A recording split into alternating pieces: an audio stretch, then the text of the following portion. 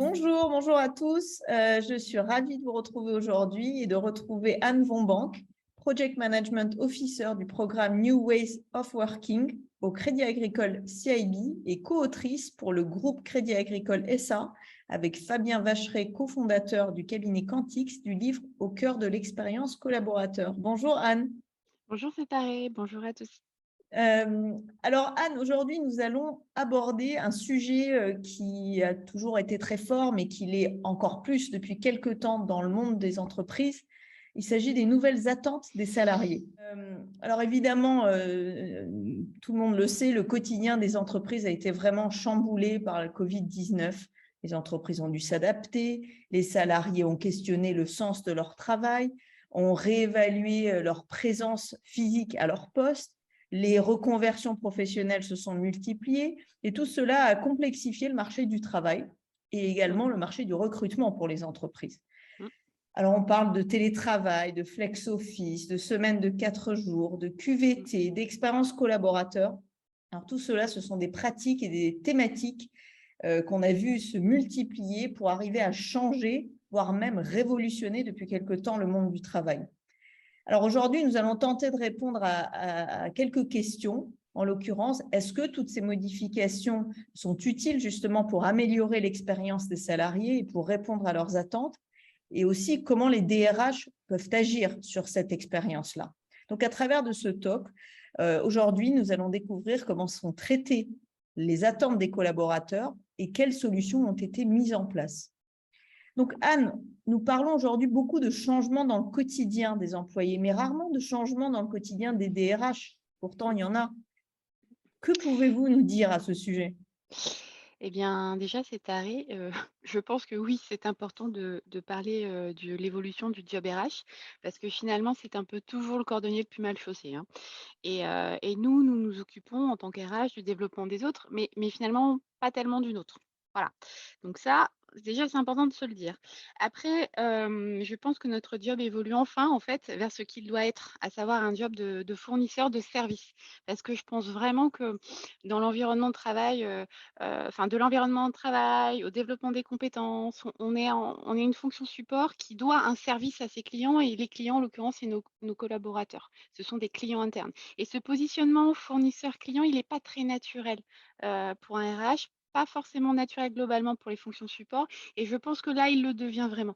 Donc, le job RH, oui, évolue vers ce rapport client-fournisseur qu'il est important d'assumer maintenant pleinement et se mettre en marche. Et je pense que très concrètement, ça veut dire on doit reprendre la méthode du marketing. Hein, on doit faire du marketing. Ça veut dire quoi? Ça veut dire segmenter notre cible. Ça veut dire proposer des services adaptés à ces cibles. Ça veut dire évaluer ces services. Ça veut dire les améliorer. Et en fait, d'ailleurs, c'est la recette, c'est la bonne méthode pour bâtir sa stratégie expérience collaborateur, hein. Parce que l'expérience collaborateur, c'est aussi un terme qu'on utilise beaucoup, mais je suis pas sûre qu'on ait encore bien compris ce qu'il y avait derrière et qu'on ait encore pris le sujet à cœur et qu'on bâtisse vraiment sa stratégie avec une vraie méthode. Et typiquement, aujourd'hui, l'hybridation va nous forcer à revoir notre approche RH parce que l'hybridation, elle concerne autant les espaces de travail, hein, on va parler par exemple du flex office, que l'organisation. D'une manière générale. Typiquement, on va revisiter les processus. Je pense toujours au même exemple parce qu'il est facile à comprendre, c'est la cantine. Donc la restauration, d'ailleurs, plus que la cantine. L'hybridation, c'est aussi le management, hein, parce que là, c'est la grande question du management des équipes dispersées. Équipe dispersée égale équipe un peu en présentiel, un peu en distanciel, équipe ici, équipe pas là, enfin voilà. Donc l'hybridation nous force à revoir toute notre approche RH et donc tous les services et l'accompagnement que nous mettons à disposition de nos collaborateurs. Et à ce titre-là, d'ailleurs, en fait, je pense au baromètre, au dernier baromètre RH de Parlons RH sur l'expérience collaborateur.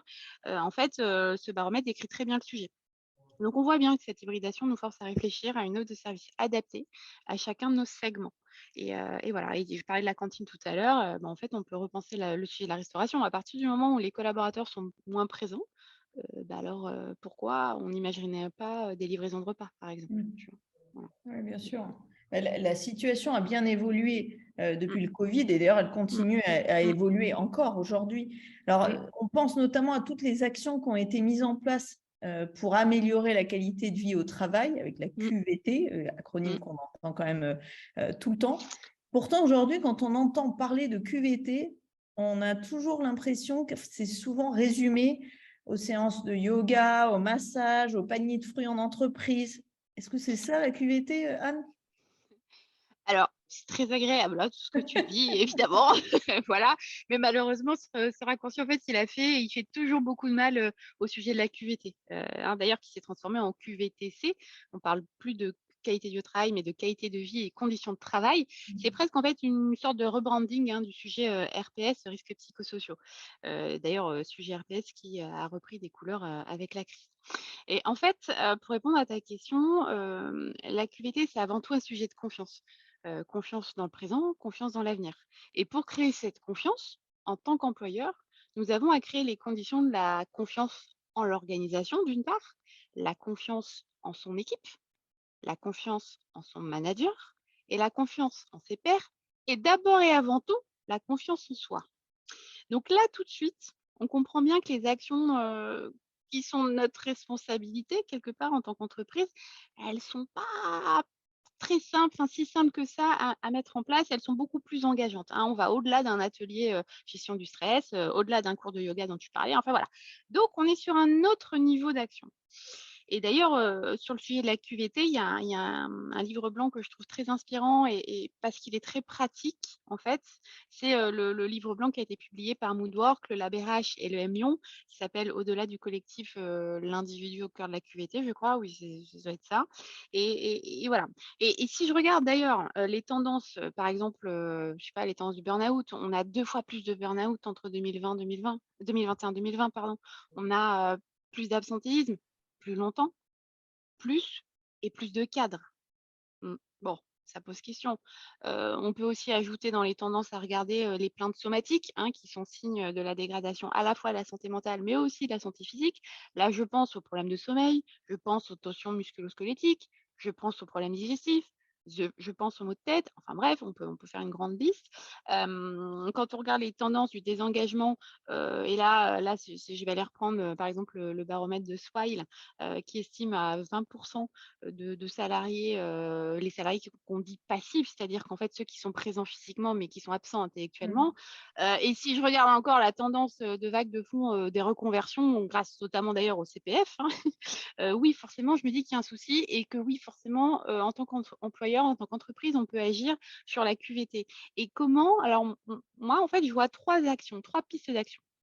Je vois, une action qui va relever, de la culture, donc en fait de favoriser pour moi la culture, la confiance au sein de l'entreprise. Je pense que c'est, un axe, important à travailler. Et comment on va faire, pour favoriser cette culture? Bah, en fait déjà, ce qui est sûr, c'est que, en fait, il faut comprendre comment fonctionne la culture. La culture, c'est comme une boucle, hein. Tu as, la croyance, donc la croyance, c'est typiquement ce que tu vas raconter à la machine à café au nouveau.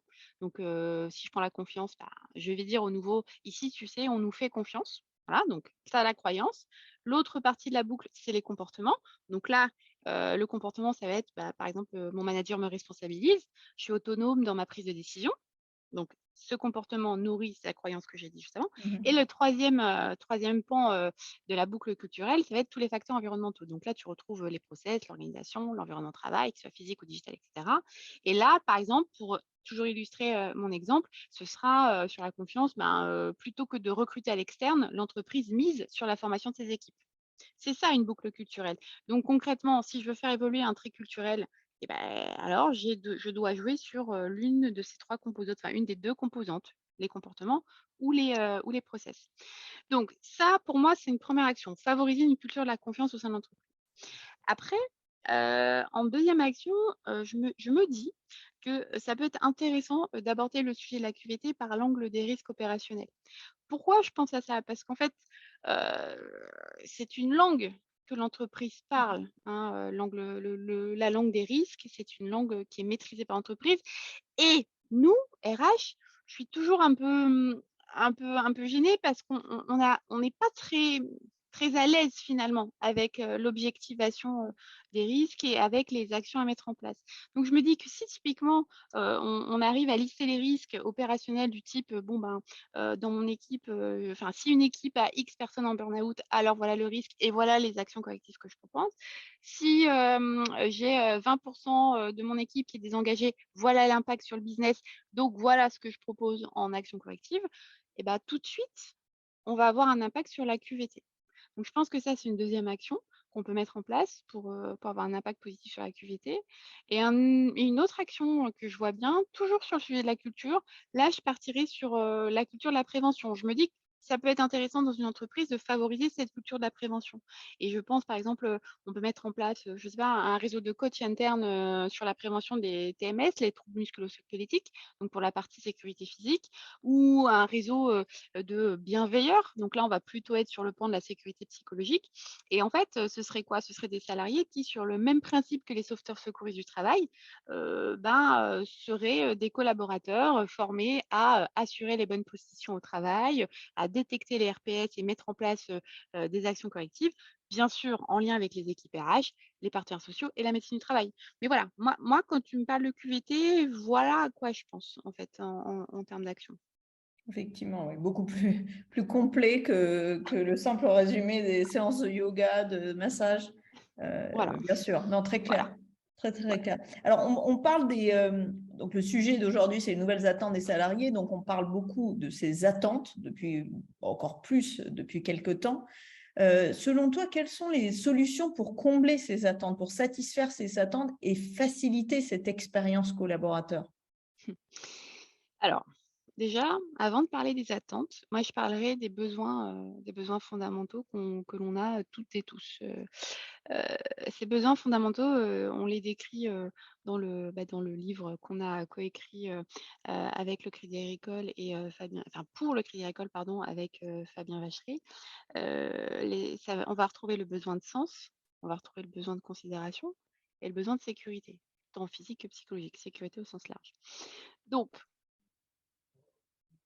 si tu ne traites pas ces besoins, c'est rien ne va tenir, rien ne va fonctionner pour justement fluidifier, proposer une expérience collaborateur qui te ressemble à toi en tant qu'entreprise et qui va te permettre de décupler tes performances business. Donc, si je prends par exemple le besoin de sens, hein, typiquement là, tu vas retrouver le sujet de la RSE. La RSE, on en parle beaucoup et de plus en plus. Voilà, donc la question à se poser en tant qu'entreprise, c'est quel impact j'ai moi sur la société. Et là, en tant que RH, je cible un peu plus, quel impact j'ai sur le monde du travail? Comment, moi, je peux influencer mon board pour proposer un nouveau monde du travail? Voilà. Et ça, je pense que c'est important de se poser la question. Et pour s'aider sur la question du sens, on peut bien sûr toujours se demander qu'est-ce qu'on a envie de léguer à nos enfants comme au-delà du monde, comme monde du travail, qu'est-ce qu'on veut leur montrer? Il ne faut pas oublier qu'avec le confinement, l'école à la maison, et cetera, nos enfants, ils nous ont vus travailler et je ne suis pas certaine qu'on les ait fait rêver. Voilà. Donc bon, donc bref, donc tu as le besoin du sens dans les besoins fondamentaux, le besoin de considération, donc là, on va être plus sur, le fait que, on doit considérer les collaborateurs comme des êtres humains à part entière et je prends toujours le même exemple parce qu'il est simple à comprendre, c'est le fameux «bonjour, ça va?» du matin. Combien de personnes s'arrêtent en te posant la question et combien ensuite attendent la réponse? Mmh. Voilà. Ça, c'est un petit signe tout court, tout simple, mais qui montre la considération que l'entreprise, enfin la culture de considération que l'entreprise inculque, en son sein. Et après, sur le besoin de sécurité, bon, bah, là, on revient sur tout ce qu'on a vu juste avant avec les RPS, slash, la QVTC. Bon, donc je reviens pas là-dessus. Mais bon, bref. Et après, une fois que tu as comblé ces besoins, là, tu peux t'attaquer aux attentes. Et pour t'attaquer aux attentes, faut pas perdre de vue déjà un truc, c'est que tes attentes à toi, c'est pas les miennes, c'est pas celles de ton voisin, c'est pas celles de ton patron, et cetera, et cetera. Ça veut dire quoi? Et c'est pour ça que le sujet est compliqué. Ça veut dire qu'en fait, cette expérience collaborateur, elle est évolutive et multifactorielle. Une Mmh. fois que tu as dit ça, tu comprends que le sujet est complexe. Mais pas de panique, il y a une méthode. Et là, on revient sur la méthode de marketing dont je parlais tout à l'heure. Pour savoir quelles sont les attentes de tes collaborateurs, eh ben, tu réfléchis comme un marketeur. C'est quoi ta cible? c'est quoi les attentes de sa cible, quel service tu proposes du coup pour répondre à ces attentes et comment tu évalues, et tu évalues le service et tu le mets à jour. Enfin, tu l'améliores. Voilà et c'est ça qu'il faut avoir en tête, hein, pour répondre à la question des attentes. C'est d'abord, je me concentre sur les besoins. Est-ce que mon entreprise, met en place les conditions nécessaires pour répondre aux 3 besoins fondamentaux, donc sens, sécurité et considération et après tu t'attaques aux attentes et là tu fais du marketing. Enfin, tu reprends la méthode du marketing, je veux dire. Ouais. Alors très clair, très clair. Mais alors une fois maintenant qu'on a défini les attentes des collaborateurs, de quels moyens les DRH disposent pour arriver à répondre à ces nouvelles attentes? Bah je pense que, en fait, à partir du moment où tu comprends que l'expérience, collaborateur et donc l'offre de service que tu vas mettre à disposition, pour répondre aux attentes des salariés se design, à partir du moment où tu comprends ça et que l'expérience se design, eh bien, encore une fois, tu repars sur un sujet de méthodologie. Donc, Mmh. quel moyen a le DRH? Le DRH, il a comme moyen déjà, d'être, porteur, sponsor du sujet de l'expérience collaborateur, de faire peser le sujet, dans la stratégie de l'entreprise. Ça doit vraiment faire partie intégrante de la stratégie, de la même façon qu'on va définir, la stratégie client. La même chose, hein, là on est sur les clients internes. Voilà et après, une fois que le sujet est validé, pris en compte par, le plus haut niveau de l'entreprise, par le top de l'entreprise et ben là, il a comme moyen de s'appuyer sur la méthode du marketing. Donc on recommence, tu segmentes tes cibles, tu leur proposes des services adaptés, tu évalues les services et tu les améliores. Voilà, c'est du design en fait, hein. On est, sur un sujet de design avec l'expérience. Oui, ça fait du sens, ça fait complètement du sens. Mais alors du coup, bon, étant donné que toutes ces solutions que tu proposes peuvent être mises en place par les DRH comme un programme, Mmh.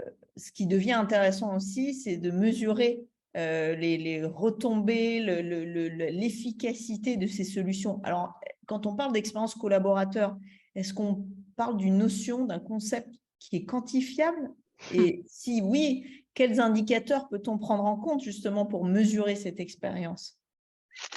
Alors, déjà, je te répondrai par une phrase toute bête: «Tout ce qui ne se mesure Ah pas oui, n'existe pas». bien sûr. Voilà, ça c'est la base et donc je reviens sur ce que je disais tout à l'heure, à savoir qu'en RH, on n'est pas hyper à l'aise avec l'objectivation, de tout ce qu'on fait et pourtant on en a plein de la data. On en a plein et on a, ce qu'on pourrait, opposer au big data, nos small data, tout ce qui va avoir trait au turnover, les raisons du turnover, donc démission, licenciement, recrutement brut, enfin ou net, enfin et cetera et cetera. On a plein de data. Donc déjà là, tu as des indicateurs que tu peux utiliser pour objectiver ta stratégie expérience collaborateur une fois que tu l'as définie. Voilà. Après, je pense qu'il y a un indicateur auquel on pense pas du tout en RH et ça, c'est très dommage. Tous les indicateurs qui vont avoir un rapport avec la relation client, avec la performance client. Parce qu'il ne faut pas oublier quand même qu'un salarié heureux, c'est un client heureux.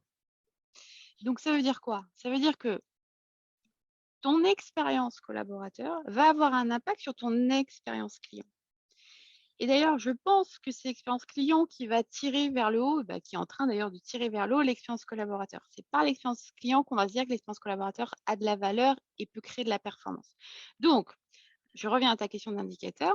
Eh bien, tout simplement, si tu regardes tes indicateurs clients, je ne sais pas moi, le nombre de comment on appelle ça, d'altercations, le nombre de remontées clients, le produit n'est pas bon, il répond pas aux attentes, vous n'avez rien compris à ce que je vous ai dit, enfin bon voilà. Donc Mmh. la que dit ton expérience client? Que disent tes indicateurs clients?